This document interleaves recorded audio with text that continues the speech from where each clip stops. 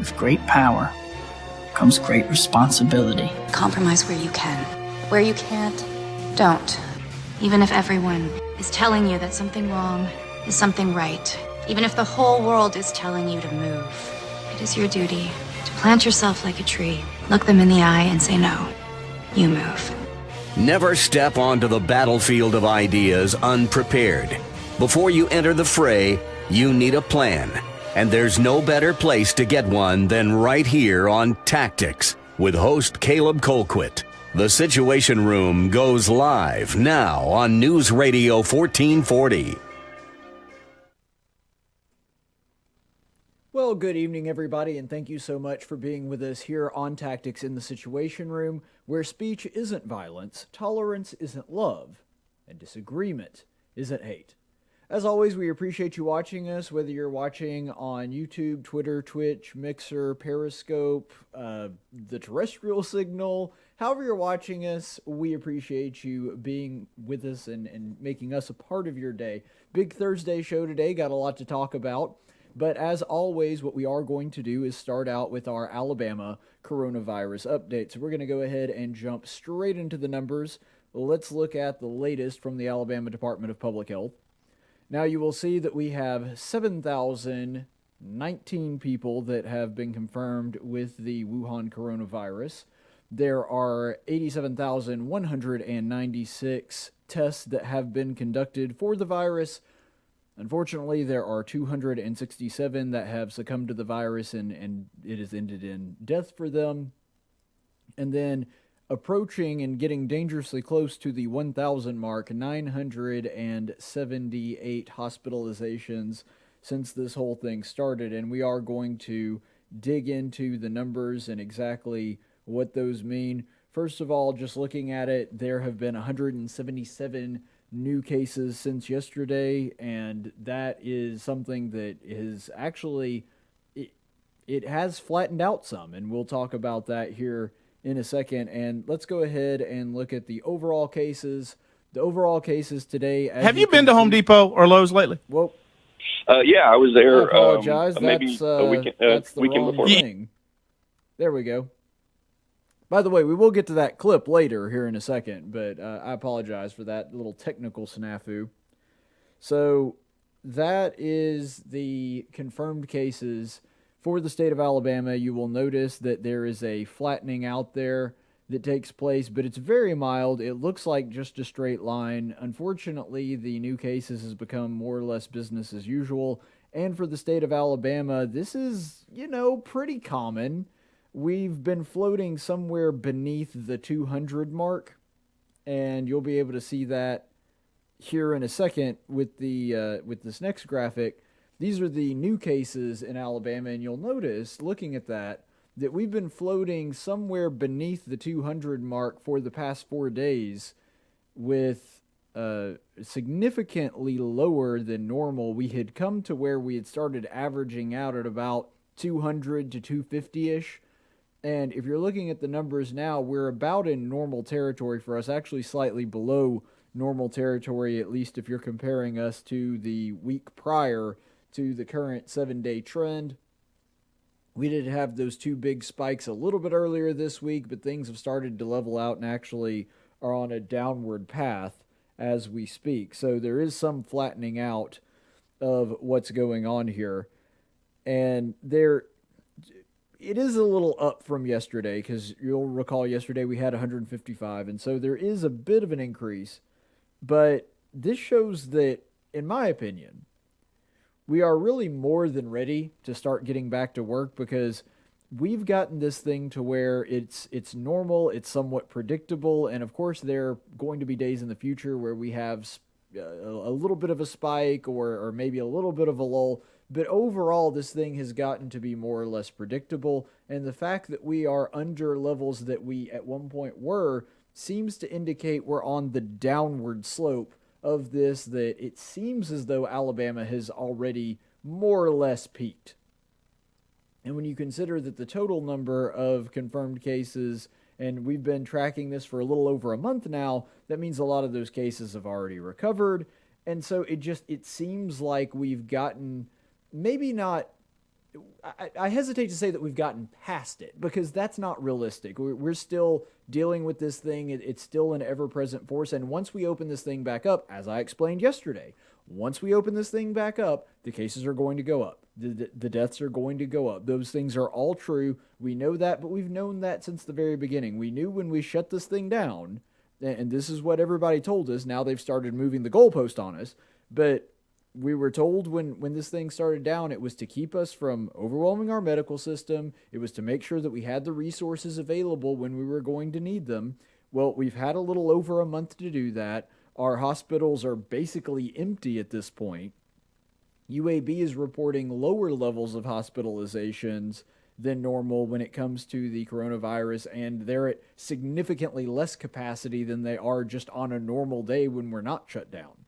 And this is true of hospitals across the state. And remember that it's important to note that Birmingham was the city that was the hardest hit during all of this. And so if our hardest hit city is now saying, yeah, we're basically on the downward slope of this thing now, and we have way more ventilators than we're using, partly because we started stocking up and partly because there's just not that many people in the hospital right now, well, then that means that we're basically ahead of this thing.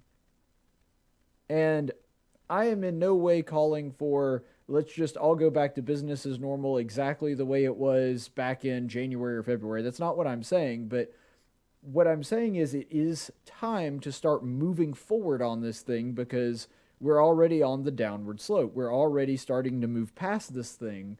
And yes, the numbers are going to increase. That's true. The number of cases, the number of deaths, those things are going to increase necessarily, just like we knew they always were going to as soon as the shutdown ended. But now they're going to increase at a smaller rate and a rate that is manageable by our hospital system and our medical system. So let's go ahead and look at the new tests, because that's another big question. Are we testing enough? Well, these are the new tests that have been conducted, and you'll see that they are up a little bit. And so over the past 4 days, we have had a very consistent uptick in testing. Now, there was a little bit of a scare last night, and one of my buddies alerted me to this, that it seemed as though a bunch of tests just went away. Like, we were down to 20,000 when our number is somewhere north of 80,000 now. And that was very confusing. It must have just been some kind of glitch or bookkeeping error, because they're back to normal now. It doesn't seem as though that was anything really to worry about. Testing is a little above average. And the fact that our testing is increasing and we're actually above average as of the past couple of days, and yet our new cases remains lower than normal. We've been under the 200 mark, like I said, for the past 4 days. That's a very good sign. Because normally there is a bit of a lag. You know, you have a spike in testing, and then a day or maybe 2 days later, you'll have a spike in cases. Well, that's not been what's happened here. We're continuing to ramp up our testing, and yet we're having a decrease in decrease in positives coming from those tests. In fact, if you're looking at the rate right now, 8% of the people that are testing are getting a positive. You may remember that earlier this month, we were getting rates of 15 on some days. That was rare, but we were getting rates as high as 15, and it would dip down to about 11 or 12, but it never really hit below 10 once we started testing on a regular basis. And now we're down to 8, and not even 8 point something, just 8.0. And so we could dip into 7 or 6 within the next couple of days, theoretically, as long as our testing remains high and our new confirmed cases remain relatively low. It just makes sense. We're definitely, or I hesitate to say definitely, because there's been so much uncertainty on this whole thing. I've learned to hedge my bets being in this business for 4 years now anyway. But I hesitate to say definitely, but every indicator that I can see and every indicator that I have seen over the past week would indicate we're on the downward slope of this thing. Maybe I'm wrong, and that's possible, and I know that once we open it up, we will no longer, at least by the numbers, be on the downward slope of it. But again, that was something that we had always planned for. The goalpost always was, let's make sure that we don't overwhelm our healthcare system. Now it seems like that we've basically already accomplished that. There are a whole bunch of people saying, no, what we're trying to do is we're trying to keep people from getting the virus. Well, no, that was never the plan. the plan was maybe to keep people that are especially vulnerable, like our elderly or people with risk factors, by the way, like me, from getting it, and they need to stay quarantined a little bit longer, and I intend to stay quarantined a little bit longer than the general public, and that's fine. But the plan was never to hide until eradication or hide until we had a vaccine or a treatment working. The plan was always, let's just not overwhelm the healthcare system.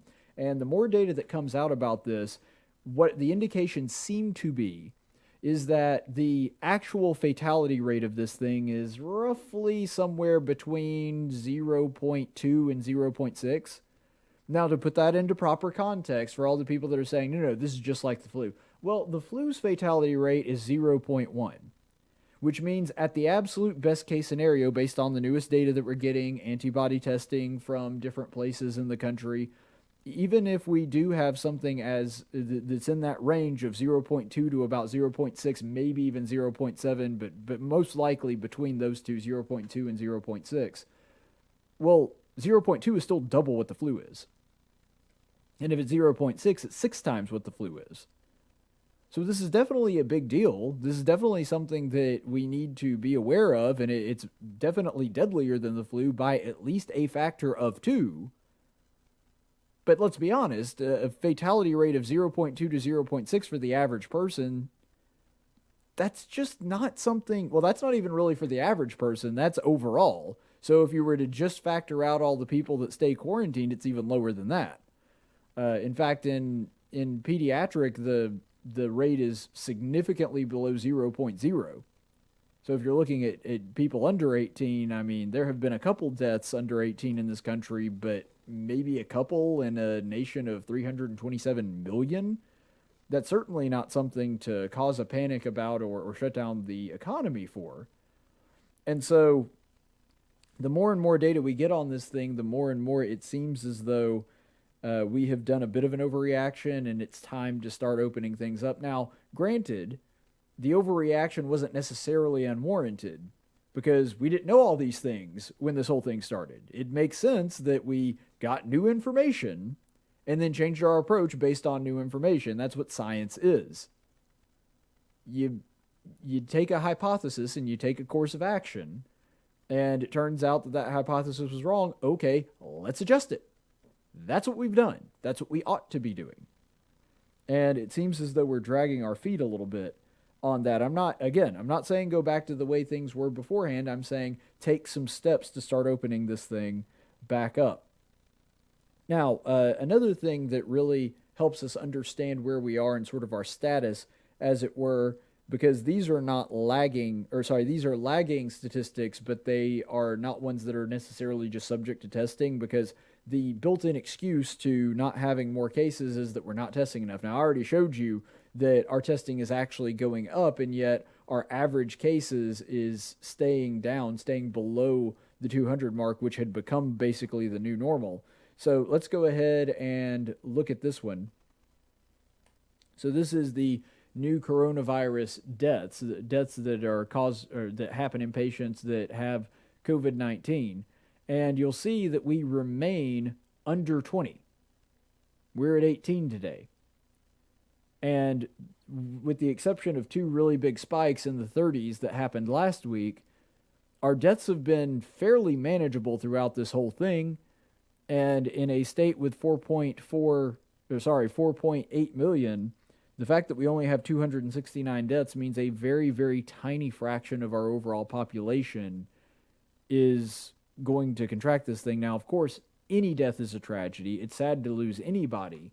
But in the same way that we don't shut down everything in the state for car accidents, which, of course, people die in those too, the fact that we don't shut down the state for other things is indicative of the fact that when we're looking at the numbers, it makes sense that now we've gotten to the point to where we accomplished our goal. And the thing that's interesting about the deaths does lag by about a week or two. And so that is important to note. And so watching the COVID-19 deaths, you have to understand you're looking at a snapshot basically that explains where we were a couple weeks ago. And, well, a week to 2 weeks. 2 weeks is a bit of an exaggeration.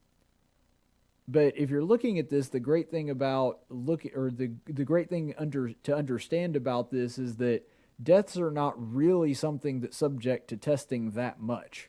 I mean, you have to test whether or not the person had it, but testing is not going to, in other words, if we weren't testing enough, that's not something that would significantly impact, because they're going to be testing basically everybody for the symptoms of this thing now. And so we can say with a great deal of confidence that if we're still continuing to see lower than what would be considered about the norm death rates, then that means A, you have to keep in mind we're lagging behind a little bit, but B, that's not something that is a result of us just not testing enough. Now, if we didn't have as many cases, that might be, but it's unlikely to suggest that if our numbers on overall deaths are down, that's a testing issue. And let's go ahead and look at this next one. Hospitalizations in Alabama. So if you'll look at the hospitalizations, this is another one that has remained fairly stable and manageable throughout this whole thing. Because you may recall that if we were looking at the rate of hospitalizations in the state of Alabama, and we were looking at how many ventilators we had, how many hospital beds we had, you may recall that I said the magic number that we need to keep it lower than is about 1,600. Well, here we are, and we're barely under the 1,000 mark. And it's important to understand this is not a static statistic. Because when you're looking at, for example, deaths, well, all the people that have died. And that's all you can say about that. Hospitalizations are not that way. Why? Because the people that you're looking at, the earliest numbers of hospitalizations that you're seeing there, 2-3 weeks ago, when you're looking at, for example, April 13th, when we started tracking this thing, all those people have either passed on, which means they're no longer in the hospital, or have recovered, which also means they're no longer in the hospital. Because that 1,600 mark was not for the entirety of the time we were dealing with this virus. That 1,600 magic number we had to keep it under, that meant overall at this one particular point in time. And we haven't even hit 1,000 since this whole thing started. So we are managing this actually very, very well, at least from everything that I can tell. And since the hospitalizations are on a downward trend, and this isn't a stagnant figure, it looks like we've more or less got it to where our hospitals will not be overwhelmed by this thing, even if we start seeing a pretty sharp spike in cases and hospitalizations. And again, remember with the hospitalizations, that is one that is largely also immune to just a lack of testing. Because if you're in the hospital with symptoms, they're going to test. If they're anything similar to the symptoms of COVID-19, they're going to test for that. Which means that our hospitalizations are something that is not really going to be all that much affected by how much we're testing. And so that gives us probably a better idea of how sick our state is than even the confirmed cases, because we don't know exactly how many people are positive for the Wuhan coronavirus but not tested yet. The hospitalizations, we can say, pretty reliably predicts about where our state is, and even it is on a downward trend if you're looking at new cases. So one last thing I wanted to bring up, that even though these things are lagging, the hospitalizations is not going to lag by very much. Because if you do contract this thing, you're probably going to be hospitalized within the first 3 or 4 days of experiencing symptoms. Now, the virus tends to hide in your body for a day or two before you realize you have it. And so it's more like, probably 4, 5, 6 days after you actually have the thing. But the point is, after you start experiencing symptoms, you're probably going to be hospitalized relatively shortly after that, which means that if we're continuing to look at this thing and continuing to see our numbers decline, that's really good news, because it means that the state as a whole is just not getting sick on a regular basis. And I want to say that I'm not sure exactly what all the explanations for that. It may be because we've just handled it exceptionally well. It could also be, and I think that this is more likely the answer, the fact that things are starting to warm up. And as we've learned from this thing recently through new research, the virus does not survive long in sun. It just doesn't. I mean, even in droplet form, even if it has some moisture to kind of protect it, this thing can only last at max a couple minutes in the sun. And so the fact that Alabama is a very sunny, hot state is actually working in its favor. I don't really understand why humidity also fights it. I just personally don't understand that. I'm not a doctor. I'm not a microbiologist. But apparently humidity also helps with combating this thing. And when you think hot and humid, I mean, Alabama ought to be one of the first places that comes to your mind. It's like the Amazon us. That's about how it is. So we actually should be in good way there. And this is one of the very, very rare occasions that Caleb, who really likes it cold, is saying, bring on the sun, bring on the heat, bring on the humidity. Hopefully that will greatly aid us in preventing the spread of this thing. Another really fascinating thing that happened in the state of Alabama, which I find just hysterical on a number of levels, and partly because I just find big government stepping on its own toes amusing. So there is a law now that in Birmingham, you must wear a mask in public. In other words, if you're outside your car, if you're going to be either in places of business or just walking around on the street, you are required by law to be wearing a mask. Now, I think that it's personally, especially if you're going to be outside for any length of time, I personally think it's actually a really good idea to wear a mask. I am not anti-wearing a mask. I think that that's probably the right thing to do. What I do find hilarious about this, though, is that A, they're actually requiring it by law, and B, and this is the real kicker, it is actually illegal to wear a mask in the state of Alabama. If you are in public and you are wearing a mask, you are in violation of state law. I learned this specifically because I almost got arrested for it at one point.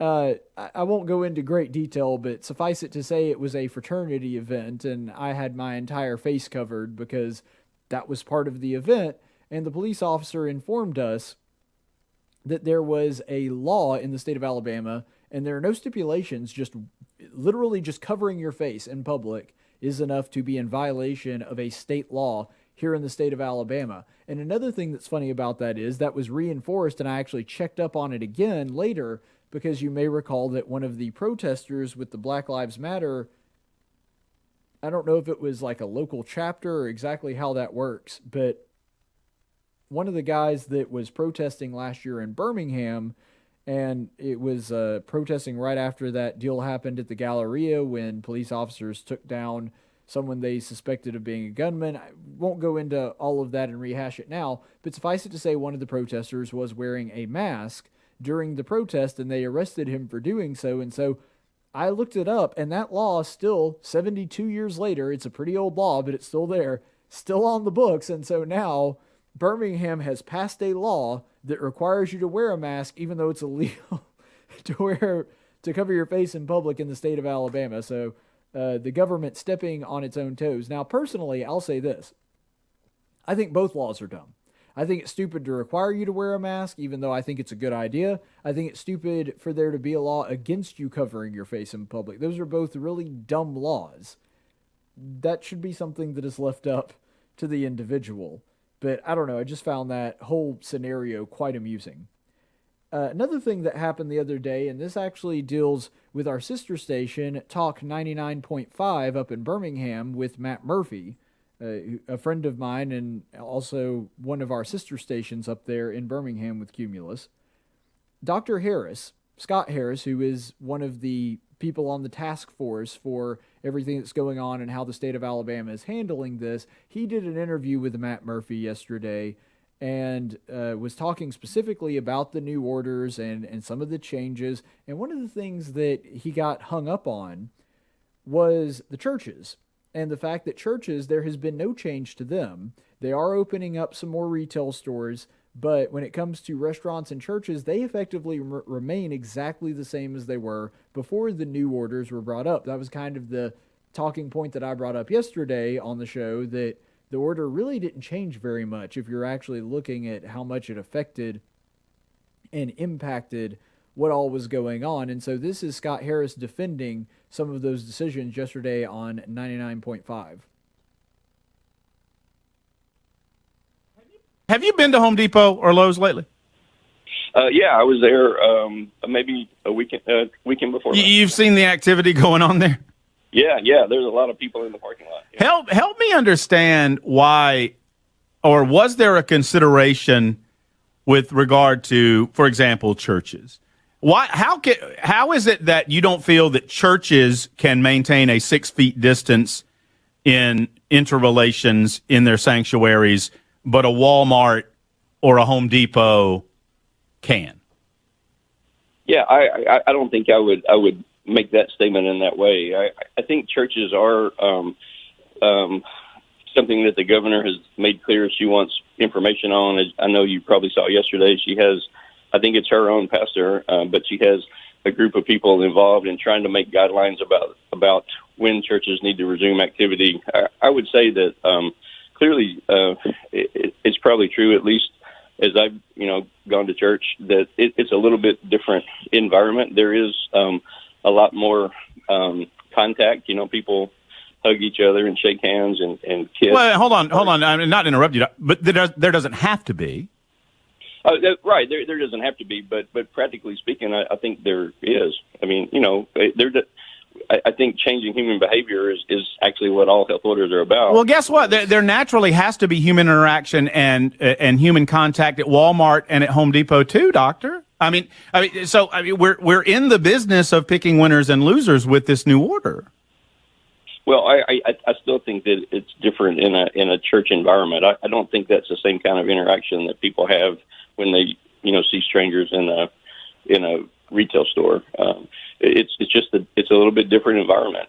Obviously, churches have to be back to normal. We have to get that back open again as soon as possible. But some of our more significant outbreaks we have seen have been in the setting of those kind of things, or funerals, for example.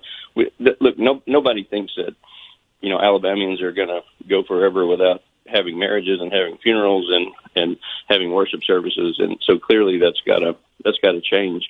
But it's really difficult to get people to stay 6 feet apart and wear a mask and not touch each other, no matter what. And it's particularly hard, in those kind of services. Does Dr. Harris just assume that every churchgoer is a moron? I mean, seriously, just looking at that statement on its surface, I don't see how you can hear Dr. Harris say that and not assume that he just thinks that everybody that goes to church is an idiot. And I know that he wouldn't phrase it that way, and I don't think that there was any malicious intent behind it, but effectively, that is what he is saying. He is saying that these, churches, a lot of churches, especially in Alabama, are very big buildings. There's lots of space. You can spread out. I realize some aren't necessarily that way, but you could also say the same for some retail stores. Some retail stores are really tiny. But anyway, in trying to defend the fact that let's leave retail stores open, let's close up churches and make sure that they can't have any more than 10 people, even if they have a gigantic building. I mean, if you looked at Fraser in Montgomery, you could fit, a ridiculous number of people in there. It would be something comparable to a high school football stadium, and which, is also closed, and I understand that. But something that would be comparable to that, but we're not going to open it because we just don't believe that they can social distance and don't trust them. He really thinks that in the middle of this, that church members would just go up to one another and shake each other's hand and hug one another and kiss one another, which is what he said. Those were his words. In the middle of this whole thing? Maybe there's a handful of people that would, but do you really think that those people are going to behave responsibly otherwise or in other settings? It doesn't make any sense. He just seems to have no faith that the average faith goer or the average church goer, the average person of faith, can walk into their place of worship and just not shake hands with people. Does he really think we're a bunch of 4-year-olds? Because it's realistic to say that a bunch of 3 or 4-year-olds, you put them in a room together, they're just going to like run up against each other and touch one another because they're children and they lack good judgment. Even in the middle of this thing, kids would tend to do that. We're not kids, we're adults. We can make those decisions on our own. And the thing that is so ridiculous is that, because he tries to make this thing go, well, that's a little different than running into strangers in a retail establishment. Let's compare those experiences, shall we? And I'm perfectly comfortable doing that, by the way. If I were to go to church, and I'm actually self-quarantining, watching live streams, I'm not even suggesting that my church personally open up yet. I don't think it's quite time. Doesn't matter. Still think that it's their decision and they should have the right to make that decision on their own, regardless. I've already said that 10,000 times on this show. I'm just saying it one more time to clarify for anyone that hasn't heard it before. If that were to happen at my congregation of Dalrata, if they opened up and I decided to go to church, what I would do is go into the auditorium, straight from my truck. I would sit down in a pew that has not been used for a week. And remember, this thing does not live on surfaces, but at the maximum 4 days. And that's, if we haven't been there for a week, or even if we had done Wednesday night Bible study, that's still 4 days. So I would go into a pew that has not been used by anybody else for a week. There would be hymnals, even though we don't really use those because there's a PowerPoint. The only thing that could be a point of contention would be when they pass out the Lord's Supper, but they could wear gloves doing that. Here recently, I've seen a lot of congregations, including my own, even though there's only like 4 people there because it's just the men leading the service. But they actually put the bread in individual cups as well as the fruit of the vine. And each of the people there that are serving are wearing gloves when they carry the tray. And here's another thing, too, another option. I have, for the past several weeks, been using the bread and the fruit of the vine that I have been keeping in my house and just watching live stream services and doing it that way. Well, I also have the option of bringing it to church. I would actually, if I were going to do that, I would bring my own little bottle of grape juice and my own piece of bread so that they wouldn't even have to serve me. And so the only quote-unquote point of contact that would happen serving the Lord's Supper, and I know most congregations don't even do that every week, but if they were going to do that and do it every week the way we do, the way that the Scripture prescribes, then I would not even do that. I would just bring my own, and I would serve myself. That's the thing that Dr. Scott Harris doesn't seem to understand. It can be done responsibly. And the case that he's trying to make is that people at Home Depot, people at Walmart, people at all the big box stores that have remained open all that time, we can trust them to be responsible. We can't trust church people to be responsible. And the point Matt Murphy is saying, I can see in real time that that is not happening. Now, granted, Murphy apparently has been to Home Depot. I can't speak to that because I've not been out to my local hardware store or Walmart or wherever else because I've been self-quarantined. He's been out and about a little bit. I haven't. But based on his testimony and what he's talking about there, he's like, I'm there. They're not doing it. And so you can't make the argument that people can congregate at a retail establishment and do so safely, and they can't do it safely at a church, and that's the reason we have to shut the churches down. Now, you might be able to make the case that it's too dangerous and we need to shut all of them down, or that it's not dangerous enough to justify shutting them down, but you cannot make the case that we need to open one, but not the other.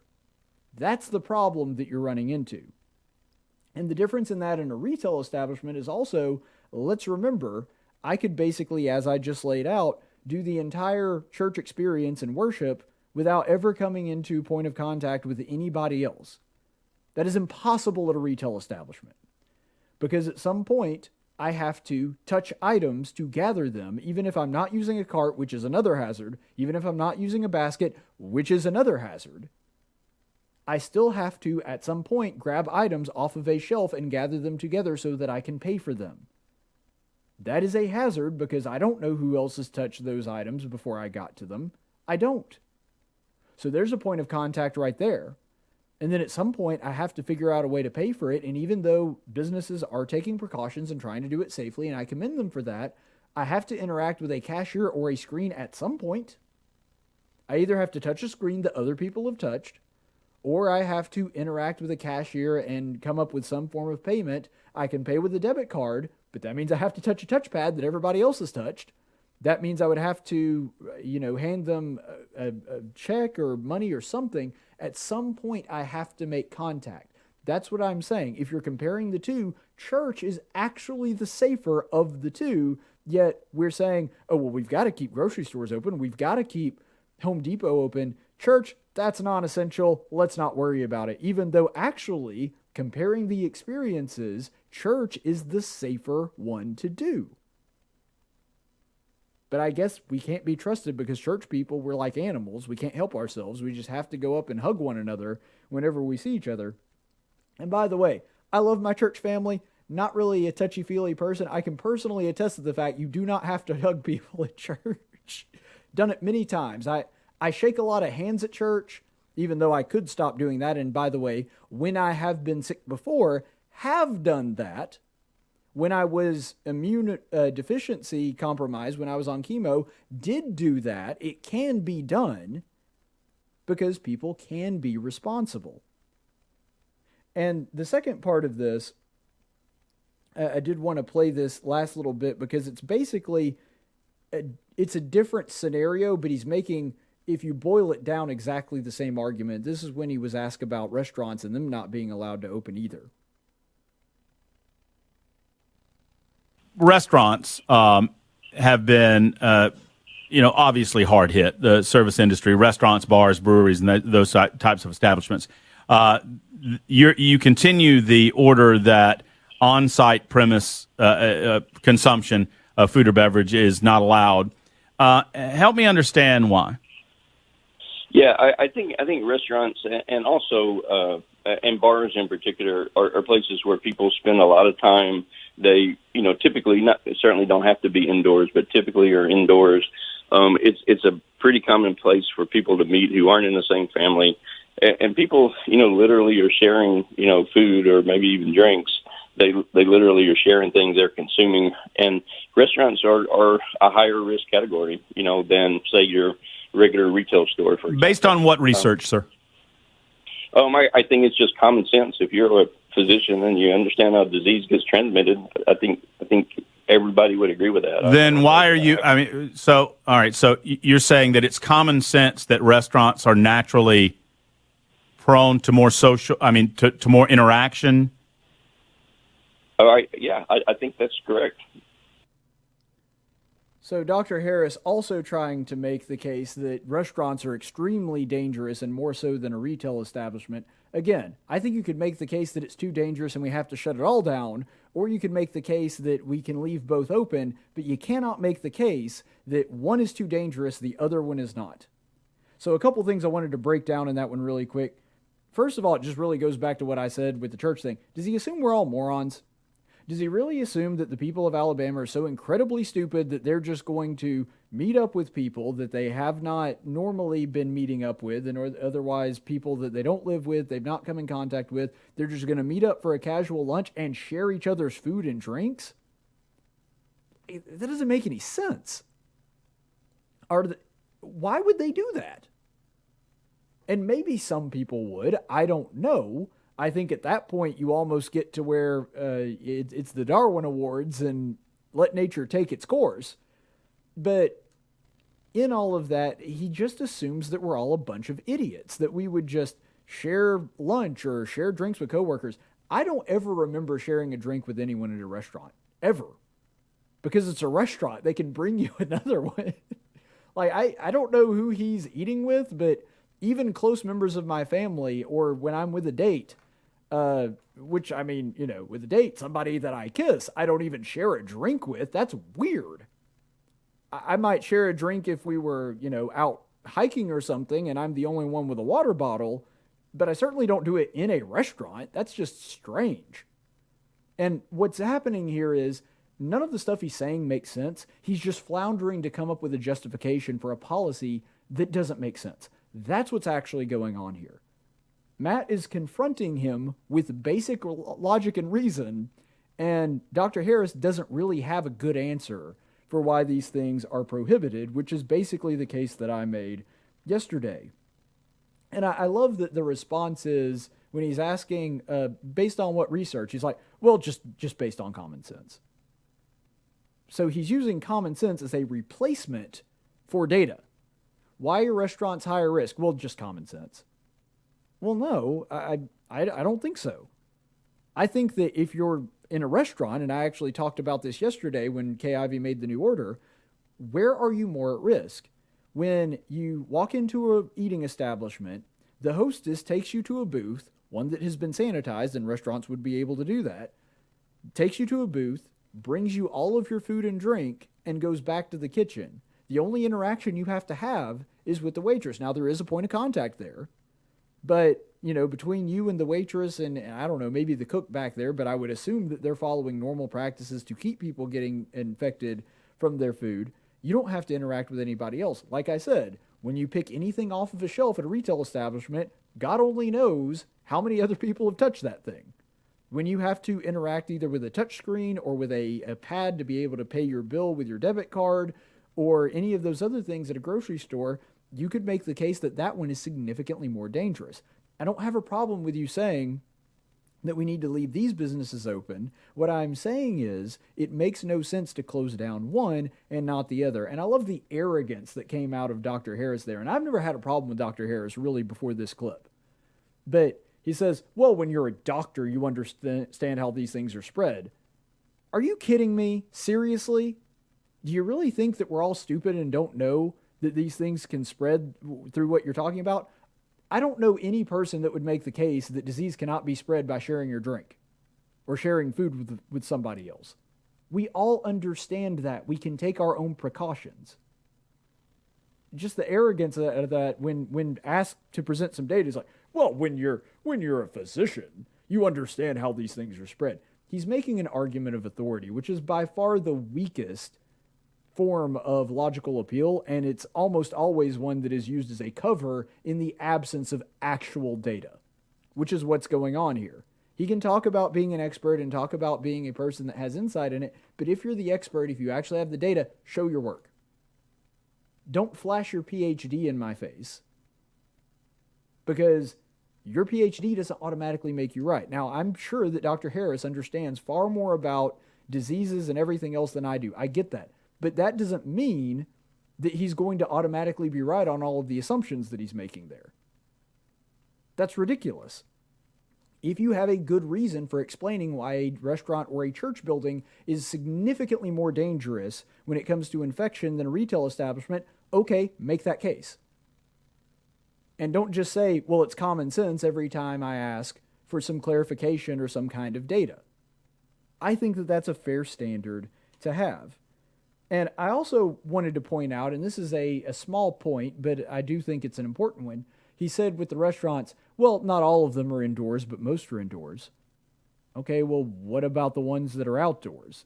Even if you wanted to make the case that restaurants are significantly more dangerous and they naturally lend themselves to infection more so than retail establishments, which is a case I don't believe you can make, even if you could make that case, why would you make the case that there can't be an exception for dining outside?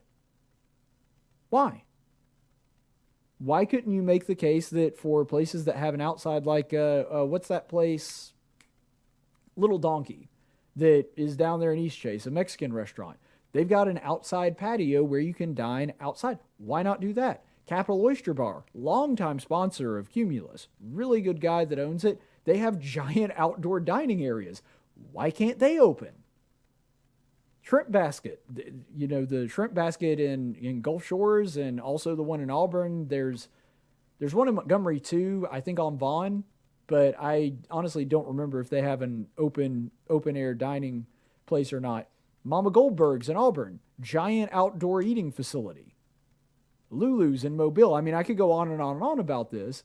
Even if you could make the case that restaurants were significantly more dangerous, you basically just admitted that the ones that are outside are not. So why did the new rules not have an exception for outside dining? Because that, I would think, is fair, actually. If you had said, okay, we're going to let you dine outside, but you need to be able to do it outside, and I've got a restaurant that's indoors only, I start moving tables out into the parking lot. because that way everybody else is safer. That's a compromise. I can still stay in business. I can still pull in some revenue. I can still serve my customers, but do so with some common sense things. And this is why I say it ought to be left to the individual. Because if restaurants had been allowed to stay open, I guarantee you there would already be people that were doing that. I would guarantee you there would be restaurants that were staying open, but serving everybody out there in the sunlight and moving things out into the parking lot so that they could eat there. I guarantee you that would have already happened if they had left it up to the individual restaurants. But they didn't leave the option open. They just said, no, you will comply. Ultimately, what this all boils down to is that Dr. Harris's conclusions are based on two faulty assumptions. One is that government action somehow makes an irresponsible person responsible. I agree, there are probably some people that are flippant about it, that don't care about it, that aren't going to adhere to the guidelines at church, that would go around and, feel fine shaking everybody's hand. And that's a dumb thing to do right now. You know what?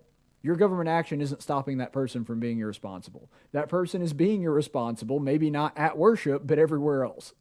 That person is still continuing to do the same thing, probably at Home Depot and probably at Walmart and Lowe's and all of the other places that are still open.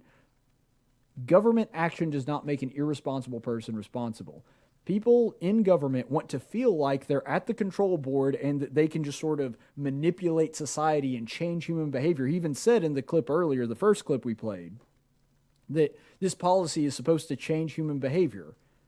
Well, guidelines might, suggesting that now is a really dangerous time to do some of those things might, and by the way has, and by the way did so long before the shutdown was an order.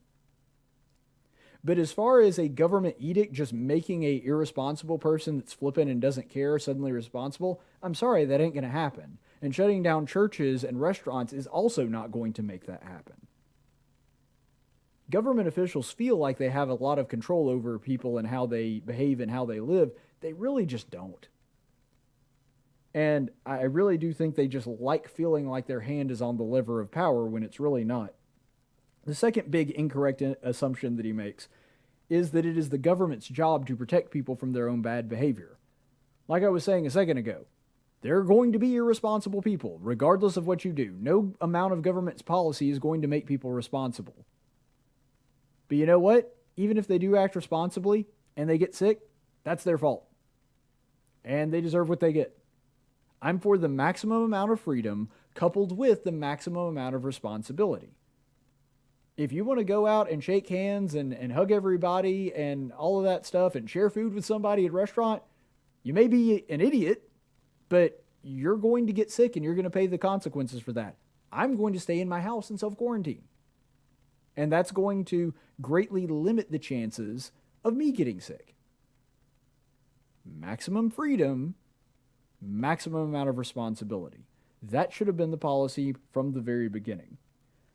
Ultimately, this boils down to, I trust people to act in their own self-interest. You're occasionally going to have people that are idiots, like we saw with the whole thing with spring break, where there were people that even though this epidemic was starting, they decided to just trot themselves out and hang out in giant crowds, which was one of the dumbest things that you could do. But again, government action didn't change that. And ultimately, the vast majority of people didn't do that. They did act in their self-interest. I work with college kids every day. There were some that were dumb and went ahead and went forward with their spring break plans. Most of them did not. And so even if you don't think that the average person is good and altruistic and looking out for other people, people looking out even for their own self-interest is going to curtail a lot of their irresponsible behavior.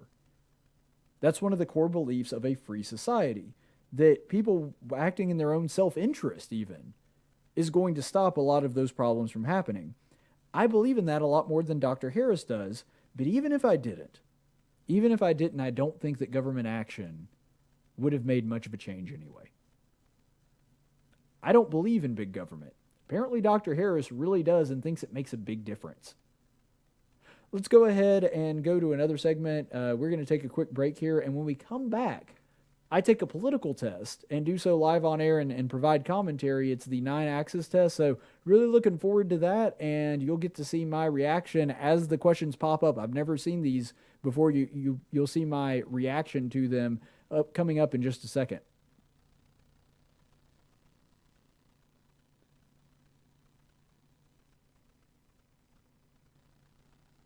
And now for a reading from the Social Justice Warrior Bible with Pastor Gregory Post. Welcome in. I'm Gregory Post, head pastor at the Eternal Living Word Trans-Denominational Church and Coffee House in Novato, California. And now it's time for a reading from the SJW Bible, the only Bible printed on 100% organic biodegradable paper. Today's reading comes from the Gospel of Matthew, chapter 19, verses 3 through 10. And it says, Some Pharisees came to Jesus, testing him and asking, Is it lawful for a man to divorce his wife for any reason at all? And he answered and said, Have you not read on your Bible apps that he who created him from the beginning made them male and female, and trans, and pansexual, and non-binary, and Jupiter gender, or one of the 150 other options? And said, For this reason, a man/woman/other shall leave Z's father and mother, or father and father, or mother and mother, or two mothers, father, and their special friend Sequoia, and be joined to his wife, or wives, or husband, or life partners, and the two shall become one flesh. So they are no longer 2 or 3 or 14, but one flesh. What therefore God has joined together, let no man separate. I mean, unless of course it's like super difficult, or there's money problems, or bedroom problems, or you meet somebody that you like better, or that initial spark goes away and you just fall out of love, or you're just unhappy for any reason, then divorce is totally understandable. They said to him, Why then did Moses command to give her a certificate of divorce and send her away? He said to them, Because Moses wasn't woke enough. He was some rich, spoiled prince who was probably white and a tool of the patriarchy. So why do you care what he thinks? And I say to you, whoever divorces his wife and marries another woman, it's totally cool with God as long as you're happy. That is all God wants, after all. The disciples said to him, That sounds super convenient. Thanks, Jesus. Wow. So inspirational. This has been a reading from the SJW Bible. And remember, the only truth that matters is your truth.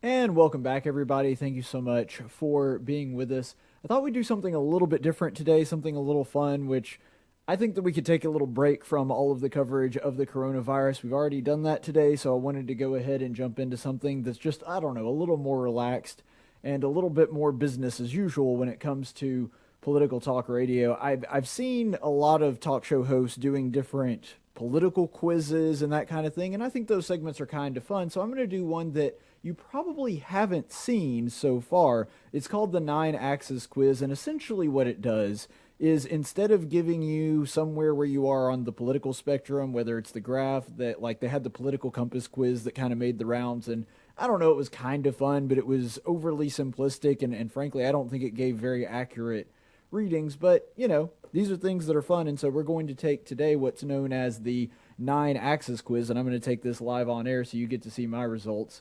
And this is completely impromptu. I haven't seen any of this.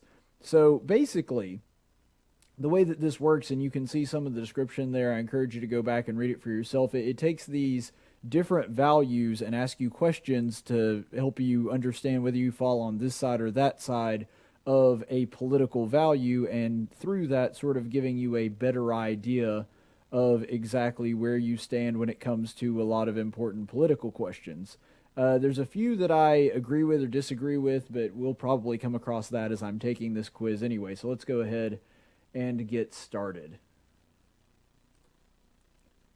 Okay, so I'm going to go ahead and take the shorter version just for time's sake. I may take the longer version at some point, and if I do, I'll post my results, and so you can see them on this on this video. So let's go ahead and just take the short 45 question version. I think that's going to be more than enough content. And all of these do, I read in the description earlier that they go between strongly agree and strongly disagree, which probably helps with the accuracy a little bit, but we'll just see how it goes.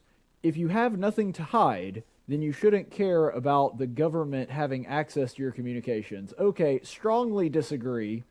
Not a big fan of the NSA surveillance state.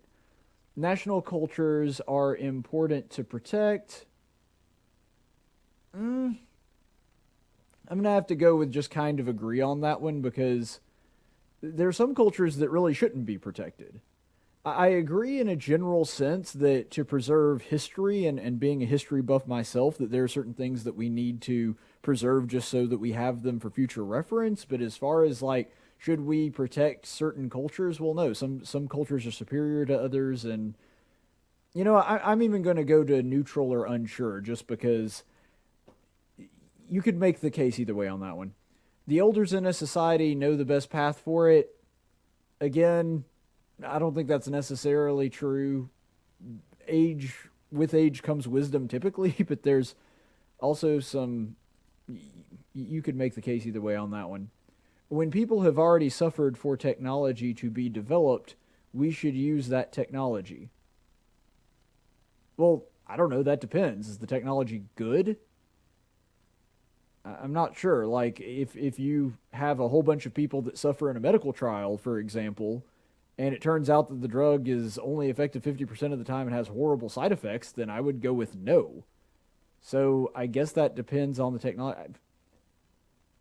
I don't know. People suffering for it, to me, doesn't really sound like a reason that we ought to use the technology.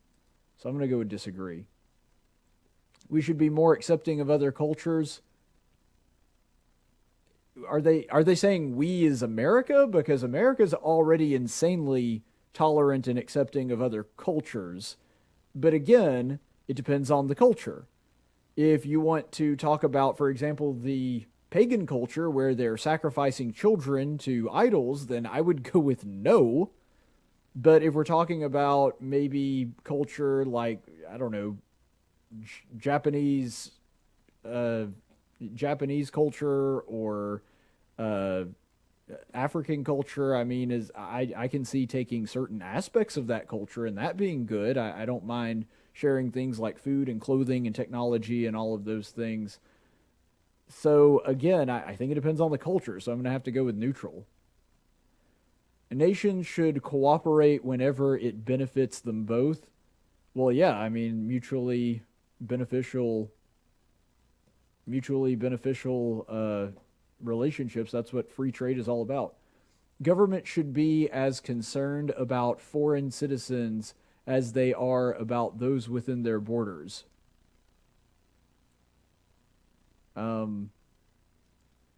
I guess, yeah, I would go strongly agree. I mean, if there's an American citizen out there that's being mistreated, I mean, look at the Marine that got stuck and was imprisoned wrongfully in Mexico for like over 100, I think it was over 200 days, if I'm not mistaken. Was that Sergeant Tamarisi, I believe? So, yeah, I mean, government should absolutely be concerned about their citizens no matter where they are. Illegal immigrants have no benefits. Yeah, strongly agree. Strong states weaken a nation. Strongly disagree in the highest possible sense. Strong states actually strengthen a nation. The freer the market, the freer the people. Again, strongly agree. Life, liberty, and property. I mean, really, a free market touches on all three of those basic core principles of freedom, so strongly agree. Having independent nations with the risk of global conflict creates a large threat to humanity as a whole. No. Maybe. Again, it depends on the nation. I think what it's trying to say here, and maybe I'm projecting a little bit, but I think what it's trying to say here is that having those independent nations with a high level of independency, absent of like a UN or something like that, that's something that is very risky. No, I don't have a problem with a sovereign nation behaving like a sovereign nation. I don't think independency is a threat, and I think that's what they're trying to say, so I'm going to go with strongly disagree. Let's see. Religious clothing should be banned from public. No, I mean, I guess the only exception is public indecency, but so I might go to disagree instead of strongly disagree, but I'm very much in favor of religious freedom.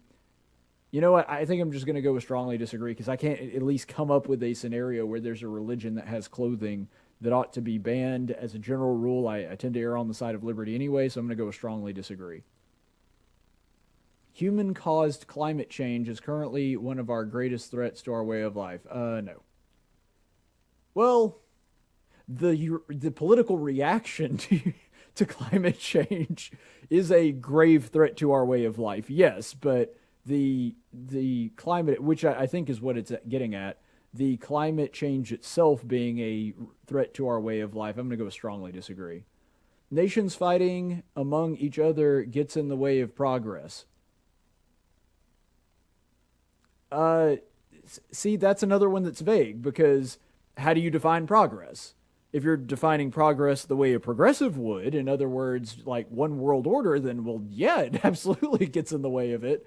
But I don't know if that's what they mean by progress. If you're talking about human ingenuity, to be honest, like, it's an uncomfortable truth, but wartime has been some of the times where our technology advances the most. And a lot of the inventions that have been invented for war purposes tend to get repurposed later into other useful technology that can be used in peacetime. So if you're talking about scientific progress, then, I mean, I don't know that it's necessarily worth the human toll, but wartime tends to actually advance technology quite a bit. So it's kind of vague, but I'm going to go with disagree just because, generally speaking, there are certain times where war can stifle technology and stifle progress, but it can also help it along, even though I don't necessarily know that it's worth it. I think that actually when you're talking about human scientific and technological progress, war actually tends to kind of help along with that, which is a horrible thing to think about, but it's generally true. It's a good idea to test a policy in one state rather than implementing it nationwide right away. Oh my gosh, yes. Could not agree with that one more. Only those who served in the military should be able to gain power in government. No, I'm going to go with strongly disagree. I do wish that we had more veterans. Right off the top of my head, guys like Dan Crenshaw, Representative Dan Crenshaw of Texas, Lee Zeldin of New York. Like, there are some great military veterans, and I think that we should have more veterans, frankly, in office. I think that that's one thing that the country used to do really well that it really doesn't anymore. So I agree that they should be more prevalent, but barring those that did not serve in the military, I mean, think about this. Yes, George Washington was a great leader, and his experience as a veteran and a general helped him out greatly with that. But what about Thomas Jefferson? What about John Adams, our second and third presidents? I had those backwards, but, Adams then Jefferson. They would have been barred from that. So I'm going to go with strongly disagree. Genetic modification should be used rarely, if ever. I'm going to go with no, especially since the use of GMOs is one of the only freaking things that the federal government and the CDC has ever said, it doesn't cause cancer. Like, they think everything causes cancer. They think red meat causes cancer, or at the very least inconclusive. And every study they've done with GMOs, study after study after study, has shown that there is absolutely no risk that they can find associated with things like cancer, increase in heart disease. There are a lot of things in agriculture, and keep in mind I have an ag degree from one of the greatest land-grant universities in the world. I have a ag degree, and so this is sort of my wheelhouse. And I've yet to see anything even somewhat conclusive that GMOs have a negative effect on people that consume them. There's a lot of things like pesticides that definitely can.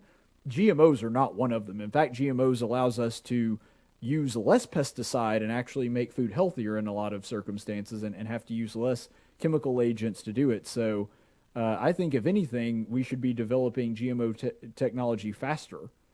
So I'm going to go with a strongly disagree. A hierarchical state is best. Again, what does that mean? This is one of the reasons I don't like taking some of these political quizzes, is because, frankly, I already know. I've studied the ideas. I know where I stand. I'm not expecting any kind of surprises, and if it winds up being something that I disagree with in my results, then I'm not going to suddenly change my beliefs. I already know where I stand on this, and that's the reason I find these fun, but usually more or less pointless. Hierarchical state, are they talking about a class system like in federalism? Or, sorry, feudalism? Because I disagree with that, obviously. But if they're talking about just people making more money than others, like that's... I don't... The question is way too vague to be able to answer, so I'm going to have to go with neutral. It is better to maintain a balanced budget than to ensure welfare for all citizens. Oh, strongly disagree. Or, sorry, strongly agree. Ooh, almost messed up there. Yeah, definitely better to balance the budget and live within our means rather than just provide welfare for everybody. In the modern era, militaries aren't really necessary. No, strongly disagree. In fact, the modern era is as peaceful as it is because we do have a strong military. I support gay marriage. Again, this one's vague. Because when you say support gay marriage, are you talking about state-sanctioned marriage? Because I'm against that, and I'm also against state-sanctioned heterosexual marriage. If you're talking about, do I think that we ought to have people outlawing gay marriage, then I would have to say no. This is a church issue. This is not a state issue. And so, again, this is another example of a question where they say it's vague. It's so vague that I have no idea how my answer is going to reflect my actual beliefs on this. So I disagree with gay marriage. I think it's horribly immoral, but if you're asking me on political grounds, I don't think it should be banned. I just think that there should be no such thing as legal marriage. So I don't know how to answer this one. The way that the question is worded, I'm going to take it as though it means from a moral standpoint. But if I answer based on a moral standpoint, I'm not giving an accurate representation of my political beliefs. So I really don't know. Like, I may just have to go with neutral again because it's just so insanely vague. This is one of the reasons, like I said, that these tests are kind of frustrating for me. It is necessary for the government to intervene in the economy to protect consumers.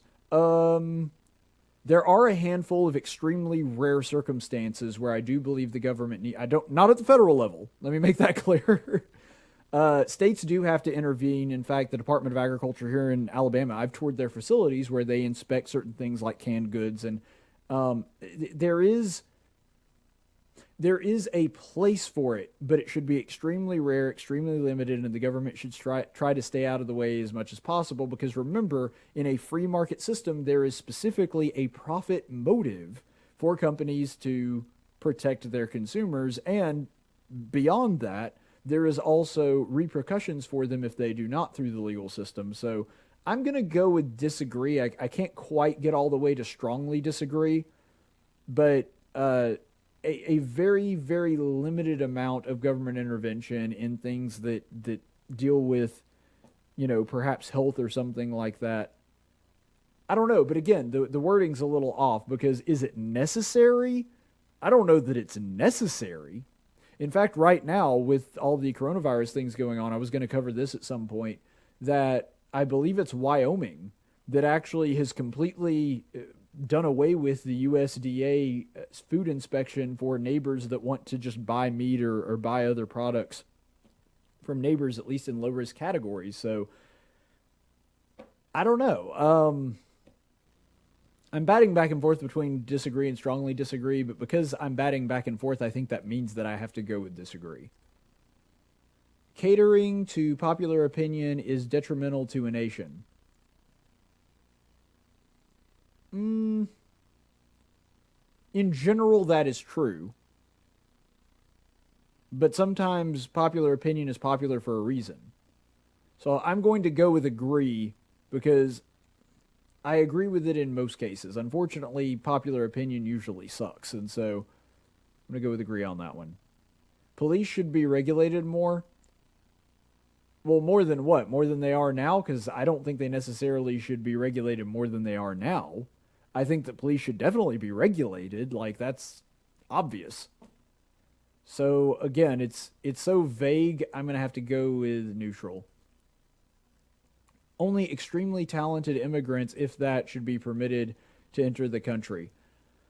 I don't want to go with strongly agree because I think that you don't necessarily, like, I don't think you have to have a 4.0 as your graduating class of grad students to be able to be allowed into the country. But I do think that we need a merit-based immigration system. I think the way that we have it now, where basically some guy that has absolutely nothing to contribute to the country but happens to be related as a distant cousin to somebody that is a citizen gets priority over would be coming here for a job. So I'm going to go with agree, but I do agree, but I don't think that it should be the only criteria. I'll put it that way.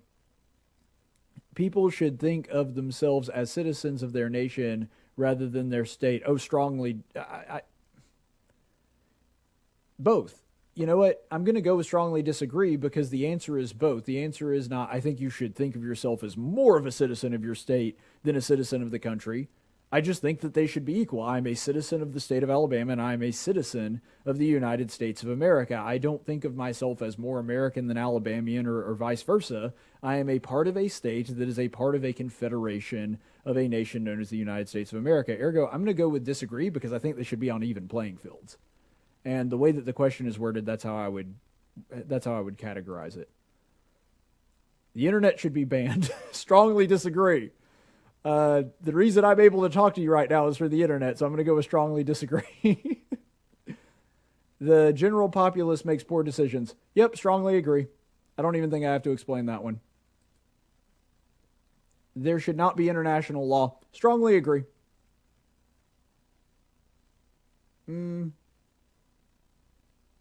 Yeah, strongly agree. I couldn't come up with a way to justify giving anything less than strongly agree. No international law. The government should have access to the emails of suspected terrorists. Suspected terrorists, yeah. I don't want people rifling through regular people's emails to try to find the terrorists, but yeah, I agree with that.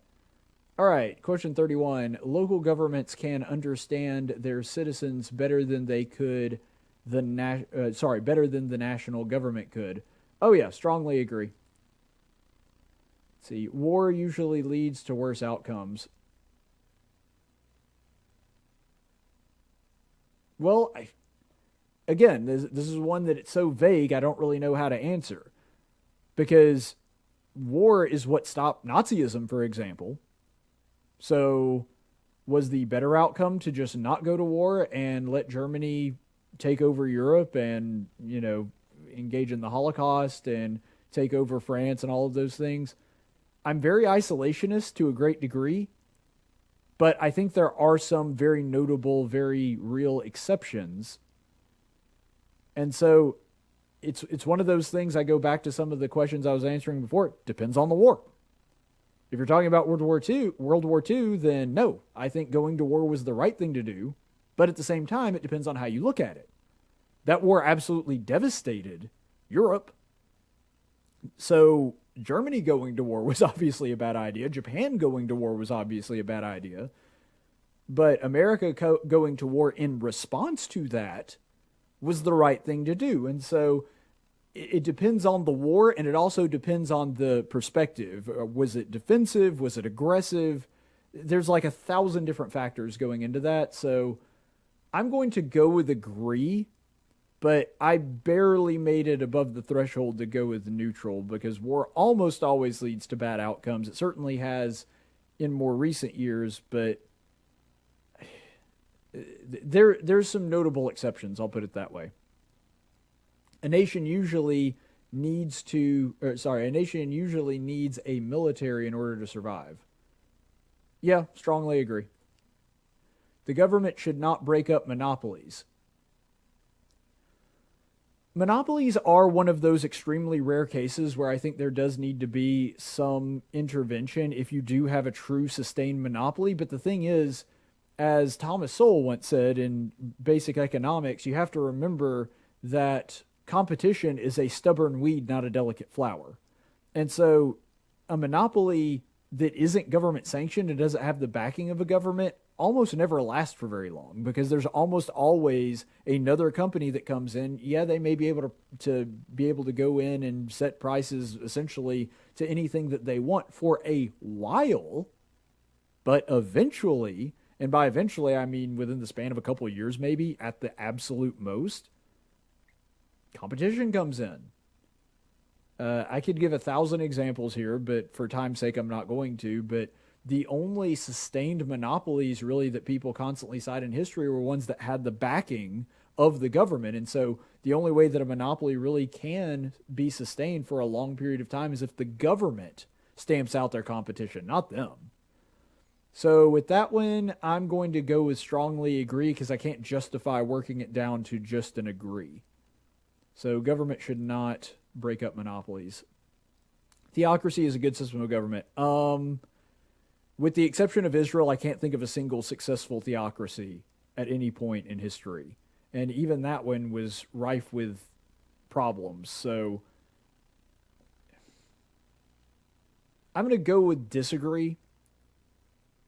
I can think of one really notable exception. Yeah, disagree. Wait, how was that worded? Theocracy is a good system of government. Yeah, okay, disagree. Just making sure I had it worded right. We have no right to militarily intervene in other nations. In general, that's true. Yeah, I would go with strongly agree. There are exceptions, like if we're attacked or something like that. I kind of already went over that, so I agree in general. Children should be educated in religious values. Well, again, this goes back to, do I look at it from a moral perspective or a political perspective? Because if we're talking about a moral perspective, then yes, absolutely. I think that it's, bordering on child abuse not to. That might be a little bit too strong, but as far as actually educating a child and bringing up a child in the way that they should go, that's a biblical command. And so I think that every child should grow up learning religious values. And even if the parents don't agree, I don't think that the children should be, of course, forced into that kind of education. But I think that it's a good idea for them to even educate their own children on religious values, even if they don't agree with them or don't believe in God, because they are the best values. Now, do I think that the state should be handling that? And do I think that the state should be forcing that education on people? No. So again, do I go with what I believe as far as what I think is morally correct? Or should I go with what I believe politically? Because my political answer would be strongly disagree. My moral answer would be strongly agree. This is one of the reasons that, like I said, I find these tests somewhat taxing. I'm going to go with agree. I'm just afraid that this answer is going to be taken as, I think that there should be like church-sanctioned schools run by the government and taxpayer funded or something like that. That's what they're meaning by that. I don't believe that. This may be one of those that's so vague I have to go with neutral. Because I think they obviously should. I tell you what, I'm going to justify going with agree, because I wouldn't have a problem with a government-funded school teaching children religious values. I would have an issue with them teaching them religion as like the only way, but if you're talking about just having a comparative religion class, I don't see an issue with that being in a state school or a government school. I don't have a problem with them reading things that are written by atheists or even arguments against religion. So, you know what? I'm going to go ahead and go with agree. Let's see. Border protection is important. Strongly agree. People's freedom should have no limits. Pretty much, yeah. Again, that's so vague that, are you talking about anarchy? Because I'm obviously not in favor of anarchy. I think that freedom should have no limits, with the exception of harming the freedom of another person, which in a lot of ways is the antithesis of freedom. Because if you kill somebody, you've robbed them of all their freedom. That's why we have laws in place to preserve liberty. So as far as that goes, and understanding that a breach of that law, a breach of that correlative duty to a right would be a limit of freedom itself as opposed to an excess of it, I would have to go with strongly agree. I'm afraid that what they're looking at there, though, is that means that I would be in favor of anarchy, which I'm obviously not. Again, it's hard because you're basically guessing at what was in the person who created this quiz's head at the time that they wrote it.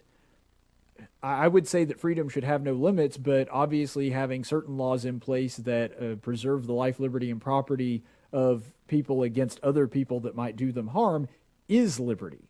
I think that that actually is a freedom. So I would go with strongly agree, but I think that they're probably going to misinterpret that.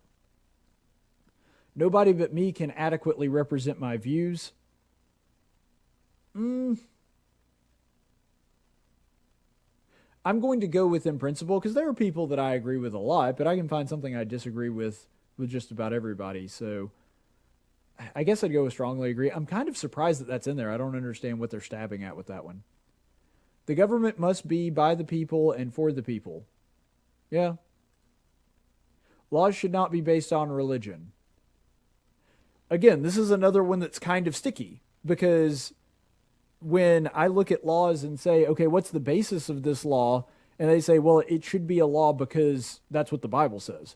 Okay, you're going to need a different answer than that because as much as I love and respect and revere the Bible, it being against the Bible is not a reason to make a thing illegal. If that were the case, then lying would be illegal. If that were the case, then all manner of things that are legal would be illegal. Lusting after a woman would be punishable by law. So that's not... I don't know. Laws should definitely be based... The problem is when you go to the other extreme, there are also people that say a law should never be based on a religious principle. And my response to that is, but the Bible says stealing is wrong, so you think stealing should be legal? Like, they have a myriad of self-contradiction when they do that.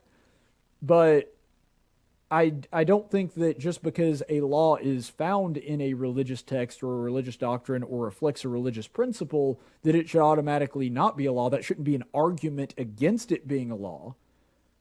But I also don't think that just because it's in a religious text that means that it should be a law. So, again, it depends on what you mean by that. I think that laws should be somewhat based on religion, somewhat based on religious teaching, because otherwise there would be no such thing as law. I mean, basically every law that we have in this country, with a handful of exceptions, is somewhere has its roots back in the law of the Old Testament. And so I'm going to go with disagree, but I can't go to strongly disagree because I think that what they're thinking of when they go to strongly disagree is that person that basically says, well, if it's in a religious text, then it shouldn't be a law. And that's not the case. That's not accurate. So I'm going to go with disagree. Let's see. Oppression by corporations is more of a concern than oppression by governments. Strongly disagree. In a free market, it is impossible for a corporation to oppress you. I can't even think of a scenario where a corporation can oppress freedom in a free market system, because the only way that you would be compelled to engage with them is if you choose to do so. You can't. In a true free market, it would be impossible to be oppressed by a corporation or any other private citizen. So I'm going to go with strongly disagree. State and local laws should have precedence over national laws. Yeah, strongly agree. It is very important to maintain law and order. Strongly agree. Okay, here's my results. And remember, this is the shorter version. I may take the longer one and post my results, but let's see how I did. I'm a fanatic Federalist. That doesn't... Oh my gosh, a 100% on Federalist. Yeah! All right. Let's see. Neutral on democracy versus authority. See, I don't even get that one. That's a weird dichotomy to me anyway, because democracy can be authority. A democracy can be just as tyrannical as a monarchy is. I mean, you need to look no further than some of the writings of Plato And look at what happened with Socrates. I mean, that was a democracy that was subverting the law and taking away people's rights because the majority of people went along with it. That's what mob mentality is. And so I even find that category incorrect. The fact that democracy versus authority, it should be authority versus liberty, I would think. So democracy is a bad antithesis to authority because democracies can be very free and they also can be very authoritative. That's why America is not a democracy. That's why America is a republic. But anyway, all right, I'm a moderate isolationist. That's probably accurate. I don't know if it's talking about militarily or from a market perspective, because I definitely am not a globalist on either one of those fronts, but I think that my percentages might be slightly different if we're talking about military versus market. I'm neutral on military versus pacifist. That's probably about right, honestly. And again, I think that I would... I'm interested that I'm slightly more pacifist than military. That may be one that would change in the more detailed test. Let's see. On security versus freedom, I'm neutral. Oh, that's not true at all. Like, that one's completely wrong. You can watch my coverage just of the past few weeks and tell that I am way more on the side of liberty than I am security. Again, I think this is partly because some of those questions were insanely vague. Fanatical on markets. Okay, that one's probably right. Also, that's another one that I find the dichotomy completely incorrect. Markets versus equality. Well, no, in a free market, everyone is equal.